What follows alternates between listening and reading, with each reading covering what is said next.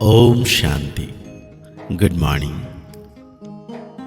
मीठा बाबा, ज्ञान का सागर, दिव्य ज्ञान देकर दिव्य बुद्धि दाता सर्वशक्तिवान बाबा आज हम बच्चों को कह रहे हैं, भारत जो हीरे जैसा था पतित बनने से कंगाल बना है, क्योंकि पूरा गरीब बन गया है। इसे फिर पावन हीरे जैसा बनाना है। तो बाबा कहते हैं मीठे देवी झाड़ का सैपलिंग लगाना है। साथ में बाबा आज हम बच्चों को पूछ रहे हैं, बाप का कर्तव्य कौन सा है जिसमें बच्चों को मददगार बनना है। बाबा कहते हैं सारे विश्व पर एक डीटी गवर्नमेंट स्थापना करना, अनेक धर्मों का विनाश करना और एक सत्य धर्म की स्थापना करना, यही बाप का कर्तव्य है। तुम बच्चों को इस कार्य में मददगार बनना है, ऊंच मर्तबा लेने का पुरुषार्थ करना है। ऐसे नहीं सोचना कि हम स्वर्ग में तो जाएंगे ही। बाबा कहते हैं पुरुषार्थ करना जरूरी है। आज बाबा ने बहुत प्यारा सा गीत याद किए हैं। तुम ही हो माता पिता, तुम ही हो, तुम ही हो बंधु सखा, तुम ही हो, तुम ही हो माता पिता, तुम ही हो, तुम ही हो बंधु सखा, तुम ही हो। बाबा कहते हैं दुनिया में मनुष्य गाते हैं तुम माता पिता, हम बालक तेरे।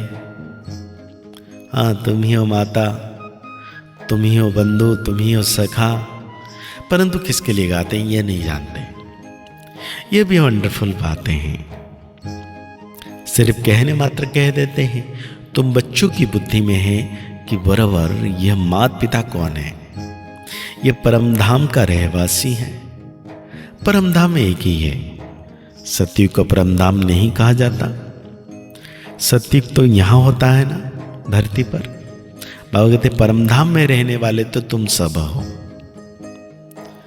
तुम जानते हो हम आत्माएं परमधाम निर्वाण देश में आती हैं, इस साकार सृष्टि में। स्वर्ग कोई ऊपर नहीं है। बाबा कहते हैं तुम बच्चे अब जानते हो हम आत्माएं शरीर द्वारा पाठ बजा रहे हैं और सतयुग से बजाते आ रहे हैं। वो है दूर देश का रहने वाला, आया देश पर आया। अब पराया देश क्यों कहा जाता है? तुम भारत में हो ना, परंतु पहले पहले तुम बाप के स्थापना किए हुए स्वर्ग में आते हो, फिर वह नरक रावण राज्य हो जाता है।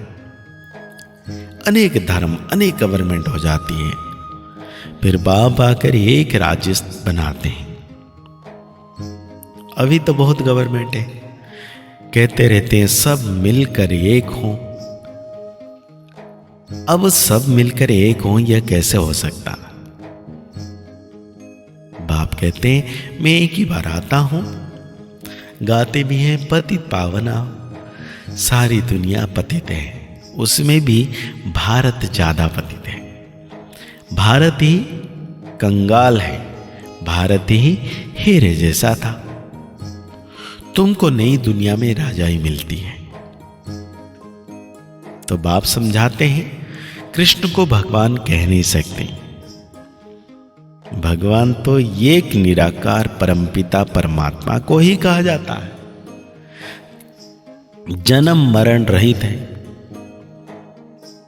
मनुष्य तो फिर कह देते हैं वो भी भगवान, हम भी भगवान, बस यहां आए हैं मौज करने, बड़े मस्त रहते हैं। बस इधर देखता हूं, जिधर देखता हूं तू ही तू है, तेरी ही रंगत है। हम भी तुम भी हम, बस डांस करते रहते हैं। हजारों अनेक फॉलोअर्स हैं।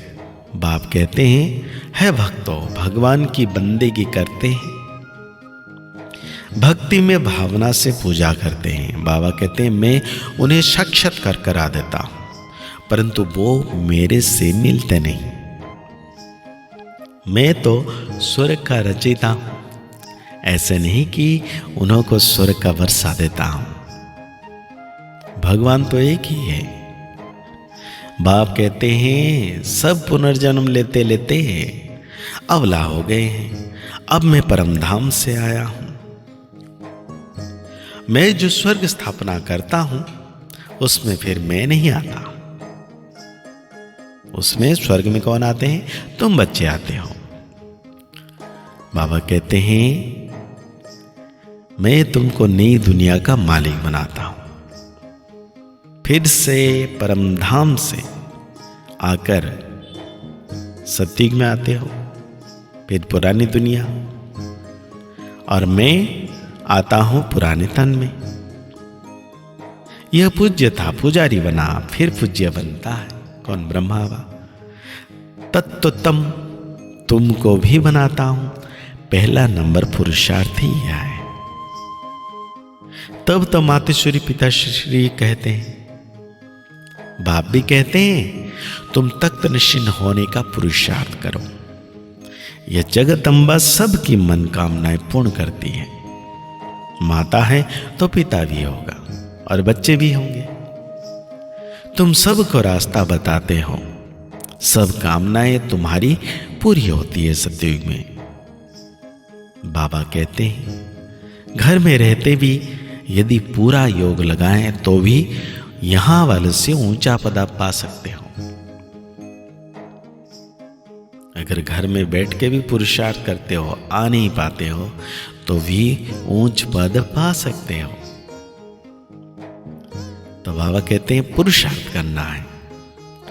बांध लिया तो बहुत हैं। रात को भी होम मिनिस्टर को समझा रहे थे कि इसके लिए कोई उपाय निकालना चाहिए जो इन अबलाओं पर अत्याचार ना हो। परंतु जब 2-4 बार सुने तब ख्याल में आए तकदीर में होगा तो मानेंगे। पेंचिला ज्ञान है ना। सिख धर्म वालों को भी पता पड़े तो समझे मनुष्य से देवता किए किसने।